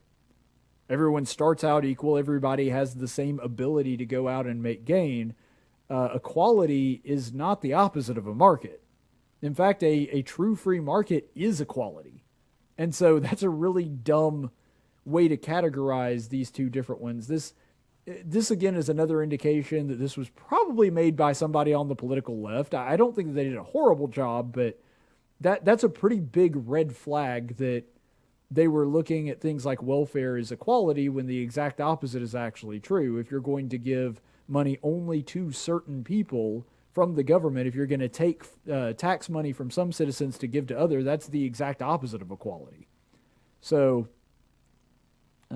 fanatic markets, I mean, it got me right on that one. I just think that that's a dumb dichotomy there. On religious versus secular, again, this is probably because some of those questions that asked me on religion were very incorrect, because I'm guessing if they were able to actually dig deep, I'd probably be about 100% religious or darn close to it. So, again, that's one of those that I think the test probably did a pretty bad job on. Let's see, neutral on progress versus tradition. That one's probably incorrect because I don't know what they mean by that. It's too vague. But I would just sort of assumed that I would have come down a little bit harder on tradition. Not completely, but, maybe a 60% tradition, and instead I got 45. That's probably incorrect. Moderate assimilationalist. That's probably true. I do really like other cultures, and I love cultural appropriation. That's one of my favorite things. I absolutely adore cultural appropriation. In fact, I've spent the vast majority of this quarantine watching anime. So I'm a big fan of cultural appropriation. But yeah, that's probably more or less accurate. So this went, honestly, about the way that I expected it to. Looking at all those different results, about what I would have guessed going into it, that it nailed me on some categories and it couldn't be further from the truth on a couple, and it got me more or less in the ballpark of where I would have assumed that I would wind up on most of the others.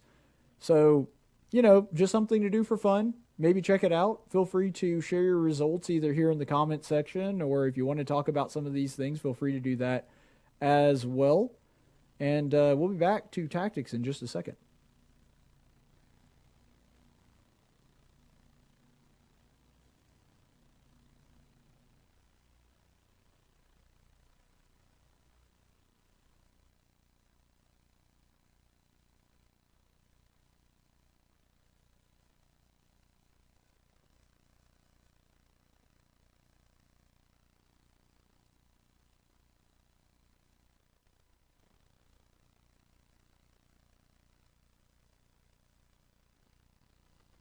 Hey, where you going? Champ? Slugger? Hey, cowboy. Where you going? Where you going? I'm going out! Hey everybody, heading south on I-65 between Huntsville and Birmingham, and a thought struck me. I was reading the other night from the Gospel of Matthew, the story where Jesus walks on the water and then Peter requests that Christ let him come out on the water too, and to come towards him. And it's a story that I'm sure most of us are familiar with. The Apostle Peter steps out onto the water, a very bold thing to do, and then all of a sudden he starts getting distracted by the storm that is going on. There's wind, there's waves, there's rain, and he starts looking to the right and the left and seeing how turbulent the sea is, and he takes his eyes off of Christ, and immediately he starts sinking into the water. And I think that says a lot about the way that we're supposed to look at Christ in our life. Everybody has storms.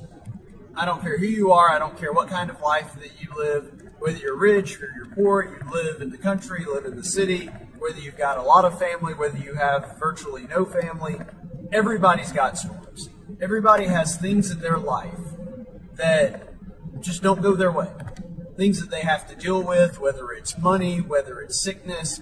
Something happens to everybody on a pretty regular basis. And I think that where we start going wrong, where we start sinking, is when we start focusing on the waves, we start focusing on the rain, we start focusing on the storms in our life, rather than looking forward at Christ. Now, Peter already knew that the sea was stormy. He was in a boat. He was very aware of the fact that the storm was raging pretty heavy at that point. So, what happened? He started out right. And then when he stopped focusing on Christ and started focusing on the terrible things going on around him, when he started focusing on them and that became the focus, he became afraid and he started sinking. And that's kind of like driving in a lot of ways.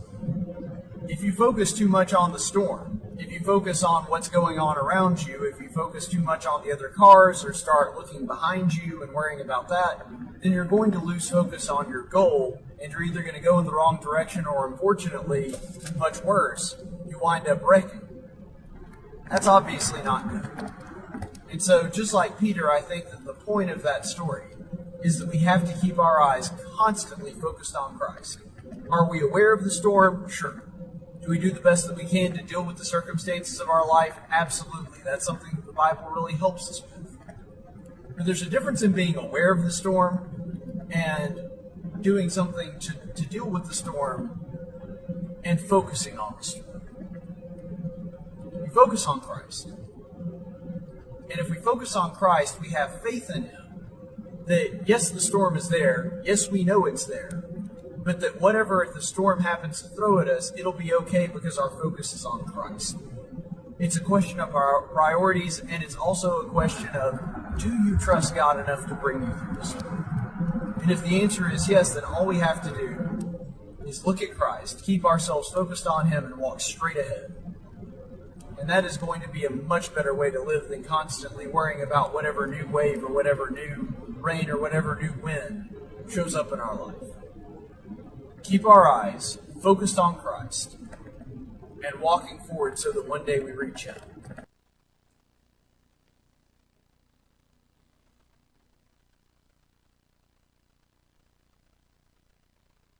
That was stupid. I know it was stupid. Really stupid. Hey, I just said it was stupid. And for today's Daily Dose of Stupid, for whatever reason, when Vice President Pence actually visited the Mayo Clinic the other day, he was going through there, obviously related to the coronavirus, seeing some of the testing that they're doing and some of the patients that they're visiting with. There was a pretty visceral reaction by the left to him not wearing a mask.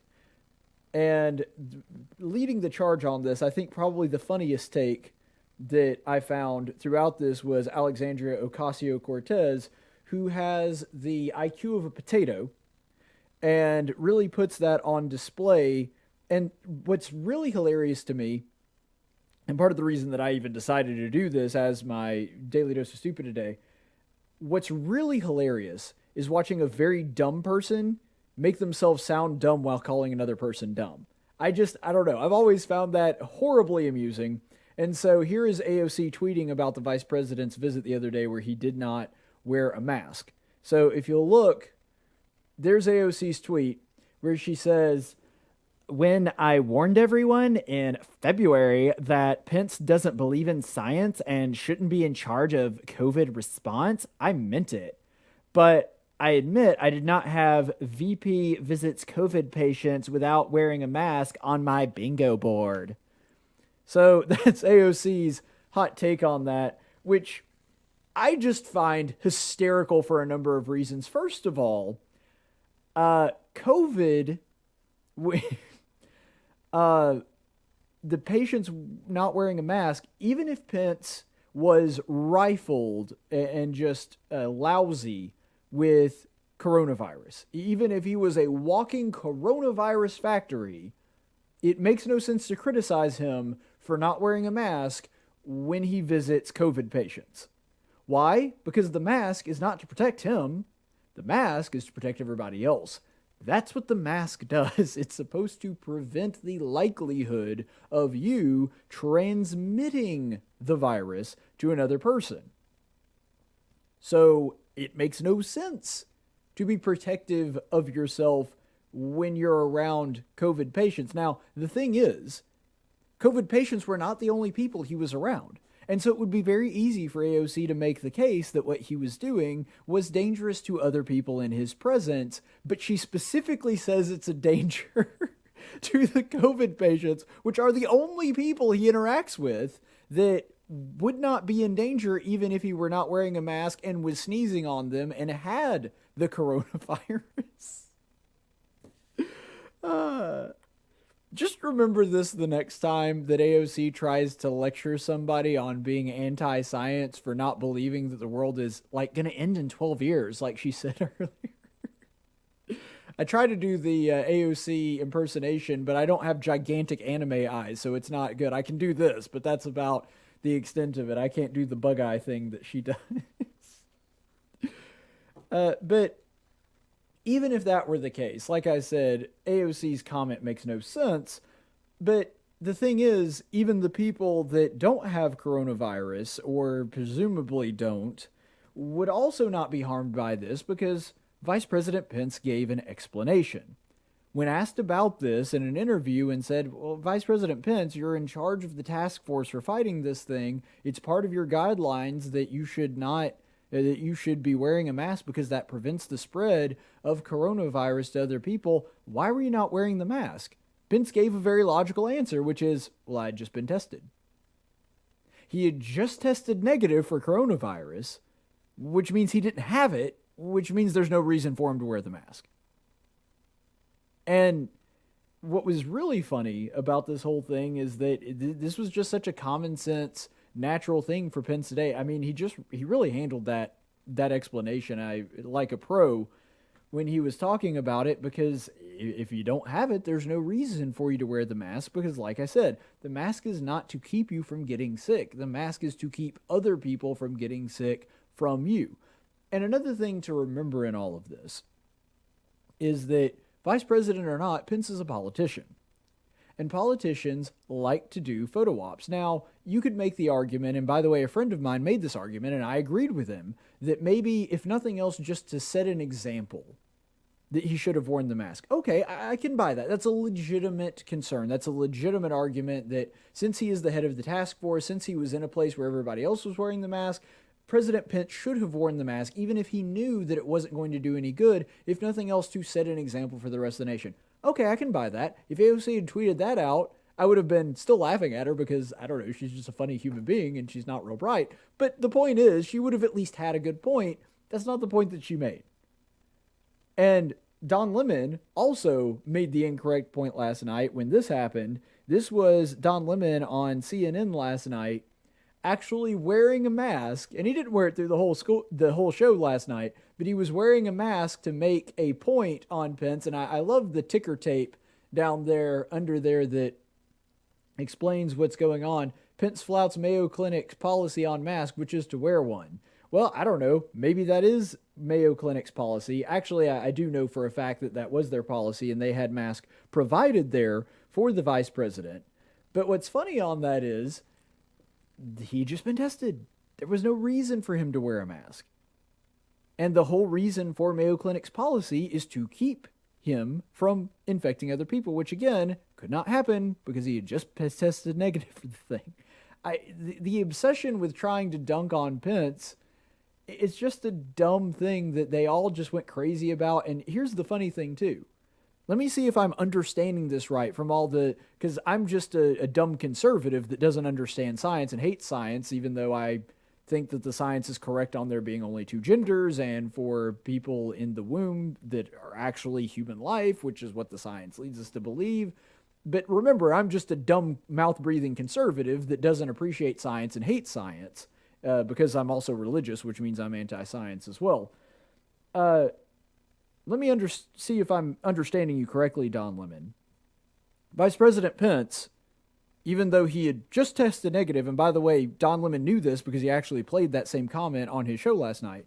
Vice President Pence, having just been tested, not wearing a mask, he's a danger to people around him. Don Lemon, sitting, I'm sure, more than 6 feet away from everybody else in his TV studio, wearing a mask, that's protecting people somehow? Or are you afraid you're going to transmit coronavirus through the TV screen? Which, granted, I mean, I know it sounds crazy on its surface, but it's not all that far-fetched. I mean, think about the last time you watched CNN. I mean, maybe it was 3 or 4 years ago, but the last time you watched CNN, you probably felt a little queasy too. I know I did. I watched it yesterday, and I was like, I felt sick the whole time. So that's Don Lemon's hot take on this. Now, to Don Lemon's credit, he did something that normally Don Lemon doesn't necessarily do, which is give the other side an opportunity to talk and explain himself. He did play Vice President Pence. He did play Vice President Pence's comments on this and his explanation of it live on the air to sort of give Pence a chance to defend himself. But what he did say in rebuttal after hearing Pence explain this, he said, well, maybe he got a false negative. Well, probably not. And the thing is, with President Pence, he's the vice president. So he's probably, I know for a fact he's tested at least once a day because he's already said that. He's probably tested pretty much everywhere he goes. And probably tested multiple times to rule out the odds of a negative. Now, the new tests that they have are incredibly accurate. There's a very, very high degree of accuracy. But I'm guessing they probably administered like at least 2 or 3 tests because he's the vice president. And by the way, this isn't a partisan thing. I'm sure they're doing exactly the same thing for people like Nancy Pelosi, other prominent Democrat senators like Chuck Schumer. I'm sure that they're having the same thing done for them too. But the idea that he's just assuming that Pence is doing this because he's an idiot, when Pence has a very legitimate excuse for why he didn't see the need to wear the mask, it's obvious Don Lemon is just stretching for some way to somehow justify the outrage that he had at this initial story when he didn't have all of the facts. And so once Pence gives his explanation, he's trying to figure out a way to make himself right, even though new information has been presented, which is really it's the sign of a zealot and a crazy person. And then another explanation that Don Lemon gave is that, well, Dr. Fauci a couple months ago was saying just because you tested negative today doesn't mean you're going to test negative tomorrow. Well, again, President Pence is probably tested every time he goes somewhere. I mean, every time he sets his foot outside the door, they probably test the guy.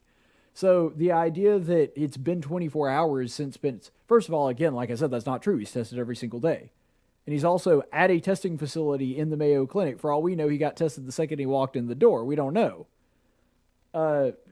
To assume some kind of ill intent or flippancy or whatever and trying to make this into a big deal, that's really the media and the left doing something stupid. Like I said, you could maybe make the argument that it wasn't a great PR move and that if nothing else, just to be an example to other people, that Pence should have followed the Mayo Clinic's guidelines generally and worn the mask. I know that Pence didn't do that, or at least I'm speculating, but I can't think of any other good reason.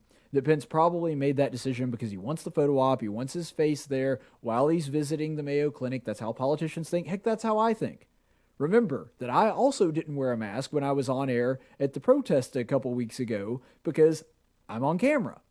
And I'm willing to take that very tiny, minute risk that I wind up infecting someone, even though I don't see how that would have happened because I've been quarantined for 30 days prior to that, in order to have my face on the camera when I'm broadcasting. But Pence has an even better excuse than that. He had just been tested. So, again, it's all stupid. You could make maybe a legitimate PR complaint here, and I don't think that's an unfair criticism to lob at the vice president. But as usual, the left completely overplayed their hand, made a huge deal out of nothing, and then they got caught with their pants around their ankles and had to figure out a way to justify their fake outrage that they had had just a few minutes prior before they had a good explanation. That's what happened here. So let's go ahead and go to the chaplain's report. In 1775, the Continental Congress created the Chaplain Corps. Under the command of General George Washington, each soldier was required to attend worship service every Sunday. While other armies advanced on their feet, Washington's troops advanced on their knees. It's time for the Chaplain's Report with Caleb Colquitt on tactics. As we continue our series in the book of 1 Samuel, we've now really entered the second third of the book. So there's the way that Samuel is structured, you're really broken up into three parts. You're broken up into the first part, which primarily focuses on Samuel and Eli and the time where Israel comes to the point where they want a king. And that was the lesson that we did the other day, where Israel is demanding a king. Then you move into the transition period of Saul, and Saul being king. And then the third part of the book of Samuel is the transition that leads up into and where the primary focus of the story is on David. And they're not broken up into perfect thirds. They're not exactly the same, but it just gives you an idea that there's really three major parts, three big sections of the book of Samuel. And so what we're doing now is we're transitioning into that second phase where it's primarily focused on Saul and his kingship. So with this, we'll go ahead and switch over to 1 Samuel 9. Well, a little bit of context first, because I do want to bring this up, because Samuel has started his search for a king. That's another important part of this. So not only has Israel demanded a king, what we see earlier in this chapter is Samuel transitioning into starting to actually look for a king. He's got his ear to the ground and his eyes forward, trying to find someone who will be the Lord's anointed king. And then Saul, not really thinking about this or thinking that he could be king, what's happened with him is he's out roaming around by himself because he has lost his father's donkeys and is trying to find them. Very humble beginnings for King Saul. And so he's wandering around with a servant trying to find the donkeys, and this is really the episode that we find ourselves in 1 Samuel 9, verses 5 through 8. When they came to the land of Zerf, Saul said to his servant who was with him, "Come and let us return, or else my father will cease to be concerned about the donkeys, and will become anxious for us." He said to him, "Behold, there is a man of God in this city, and the man is held in honor. All that he says surely comes true. Now let us go there. Perhaps he can tell us about our journey on which I have sent out." Then Saul said to his servant, "But behold, if we go, what shall we bring the man? For if the bread is gone from our sack, and there is no present to bring the man of God, what do we have?" The servant answered Saul again and said, "Behold, I have in my hand a fourth of a shekel of silver. I will give it to the man of God, and he will tell us our way." A couple really interesting things, because it's really easy to look back at this and to sort of corner off different Bible characters into categories of good guys and bad guys. And the truth is, sometimes the Bible itself even does this. It'll actually introduce a king of Israel, for example, as blank began to rule at this time, and he did that which was evil in the sight of God, or blank began to reign at this time, and he did that in the time of this king, and he did that which was right in the sight of God. So sometimes the Bible even does that for us. But it's really easy for us to forget that these are real people. The Bible isn't just a storybook, and it's not just a character that has a white hat or a black hat, somebody that is specifically designed to be a hero or a villain. Saul is a person. And like people, he changes over time. This is when Saul is a young man. He's not king. He's not the malevolent villain that we come to know a little bit later in this same book. Right now, Saul is just a young man trying to tend to his father's donkeys and go about his business as a very humble Benjamite living in Israel. And it's really interesting to see some of the things because there's a lot that I think this passage actually says about Saul's character in this particular passage. First of all, Saul sees it as very beneficial and actually seeks out God's counsel. It's not just that Saul is flippant about it or that Saul just sort of disregards it. Saul is somebody seemingly that believes in God, that follows him, so far as we know, for all of Saul's flaws, and he does have many of them. Saul was not an idolater. Even though the vast majority of Israel at his time continued to have issues with idolatry, to my knowledge, there's never at any point a reference or a indication that we have that Saul, even though he was not always loyal or obedient to God, ever engaged in idolatry. So the fact that he is remaining monotheistic is probably something that's safe to assume here. And when this suggestion comes to him, it's like, let's consult with God. We're having this problem. Let's go to God first. You know what? That's an attitude that I really admire. I wish that I had it more, and I wish that other Christians had it more. That a practical, real-world problem, because, of course, you pray to God and go to him for spiritual issues as well, as we should. But Saul is out there having a real-world problem. We're having issues finding our livestock, and this is something that, especially back then, that was your livelihood.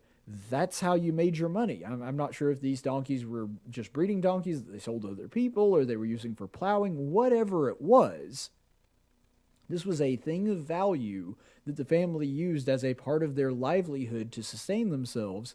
The donkeys go missing. They can't find them. What is the reaction? Let's go to God.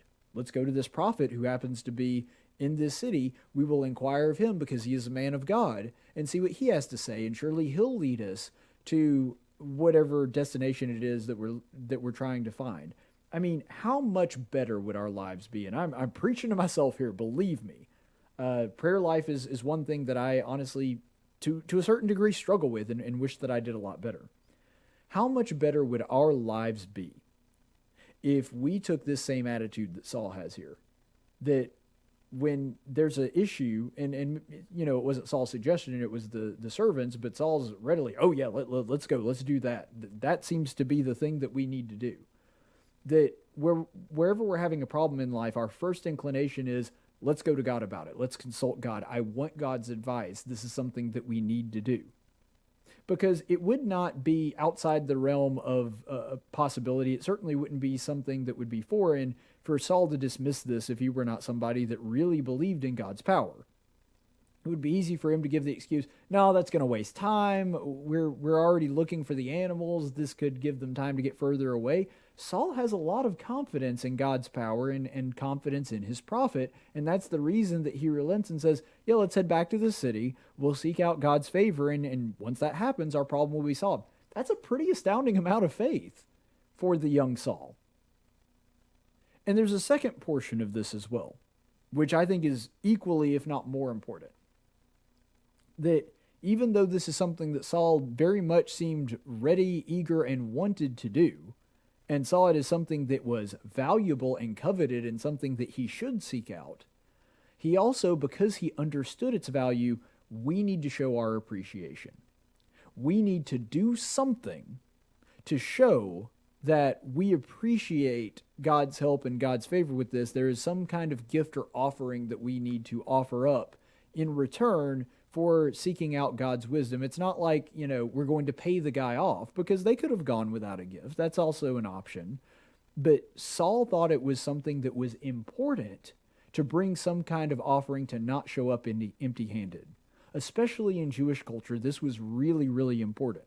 It's just not the same as it is today after the partition between man and God has been broken down by Christ, that we really understand, because we're living in a very different spiritual culture as well as physical culture, that when you brought in a sacrifice for virtually everything back then, that if you're going to go to inquire of God, you need to have something in your hand. You don't show up empty-handed. As a sign of both respect and appreciation, we need to have something that we're offering to God and show him our gratitude for solving our problem and telling us where the donkey is, or where the donkeys are.